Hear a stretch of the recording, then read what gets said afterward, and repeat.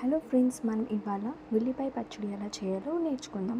First మనం కళాయి తీసుకొని కొద్దిగా నూనె పోసుకోవాలి. ఆ తర్వాత ఆ కళాయిలో కొంచెం జీలకర్ర, 2 రెబ్బలు వెల్లుల్లిపాయలు అండ్ ఎండుమిర్చి వేసేసుకొని లైట్గా ఫ్రై అయిన తర్వాత మనం ఉల్లిపాయలు కూడా వేసేసుకోవాలి.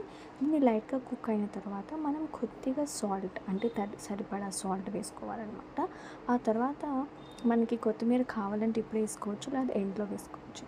తర్వాత దీనిని మనం రోడ్లోకి తీసుకొని దాన్ని ఫస్ట్ ఎండుమిర్చి మంచిగా రుబ్బేయాలి. అది మంచిగా నూరేసిన తర్వాత లాస్ట్లో మనం ఆనియన్స్ తీసుకోవాలి. ఆనియన్స్ని కూడా మనం మంచిగా కొంచెం కచ్చా మిచ్చా అంటాం కదా, అలా దాన్ని గ్రైండ్ చేసుకోవాలి అన్నమాట. అప్పుడు మీకు కొత్తిమీర కావాలంటే ఇక్కడ వేసుకోవచ్చు, లేదా స్టార్ట్లో కూడా వేసుకోవచ్చు.